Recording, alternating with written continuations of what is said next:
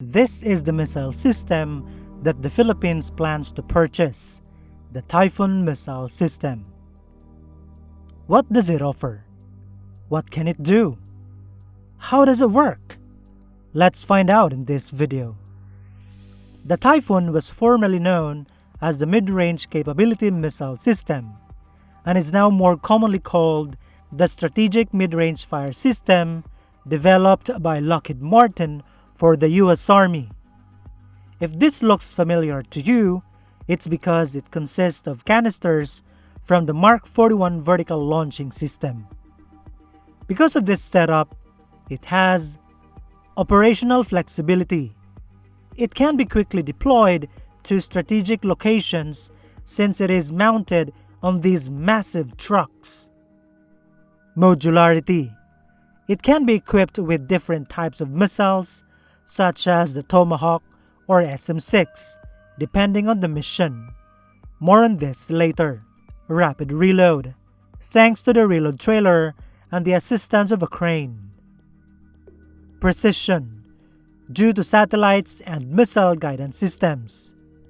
And mobility, since it's mounted on trucks, it can quickly change positions to avoid enemy counterfire. Now, a single Typhon battery consists of 4 launchers, a battery operation center, a reload trailer, and support vehicle. Each launcher has 4 cells that can be loaded with different types of missiles. These missiles are the reason China is so concerned about this system. First, the Standard Missile 6 has a speed of 4,287 km per hour and a range of 450 km, capable of targeting land, sea, and air targets. Meanwhile, the Tomahawk land attack missile has a lower speed of 920 km per hour only, but boasts a range of up to 2,500 kilometers, allowing it to hit land, sea, and air targets. This means that it can easily reach China. But that's not all. The SM-6 is particularly special because due to its speed and flight altitude of 34 kilometers, it can intercept nuclear warheads from short-range or medium-range ballistic missiles during their terminal phase. Now, let's look at how the Typhon works. First is the acquisition of target coordinates and data. This is easy because it is integrated into a larger battlefield network consisting of sensors and targeting data sources such as satellites, aircraft, radars, and more. Then, once the target coordinates and threat data are obtained, the flight path of the missile is determined. The Battery Operations Center then commands the launcher to fire the missile depending on the target. After the missile is launched, the mid-course guidance activates where it uses satellite data, other data links, or its own onboard guidance system to keep it locked on its target. For example, the Tomahawk can fly at low altitudes and maneuver to avoid terrain obstacles thanks to its terrain contour matching system, which compares its onboard 3D map database with real-time altitude readings. Cool, right? As the Tomahawk nears its target, it switches to digital scene matching correlation, where it compares live ground data with preloaded information to confirm its target. If adjustments are needed, it changes course accordingly until it strikes the target. Meanwhile, the SM-6, if in semi-active radar mode, relies on radar illumination to continuously track its target.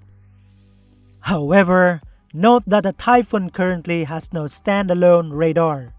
Instead, it receives sensor data from the Integrated Air and Missile Defense Battle Command System, which includes Patriot radar sets, Sentinel radars, and more. We are quite certain that the Philippines would implement a similar setup, as it already has air surveillance radars, radars from frigates and corvettes, and Spider GBADS radars. Hopefully, the Philippines will also be able to access sensor data from the US Army's IBCS. Now, when the SM-6 nears its target, its active radar seeker activates to lock onto the target. It can still use radar illumination data while its seeker is active. Then, it can detonate either using a proximity fuse or upon direct impact. We'll discuss these missiles in more details in a future video. This is cool, right? We can see here how crucial this missile system is to the Philippines. With the country's current and future military assets, its deterrent capability will significantly strengthen. And, hopefully, with strong deterrence, something all Filipinos desire will happen, China will think twice before bullying the Philippines. It's a long game, but the Philippines must take advantage of the US presence in the Western Pacific. While they are still there, the Philippine government should expedite the modernization of its defense and offensive assets. But how much does the Typhon cost? Since the Typhon is still in the development stage, the exact cost of each battery is not yet clear.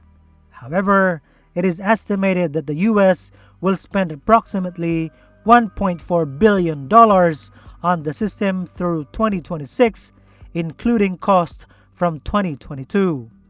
The total amount spent so far on its overall design, integration, and initial hardware procurement is around $339 million. In fact, the US is planning to make the Typhon system even more compact to improve its capabilities further.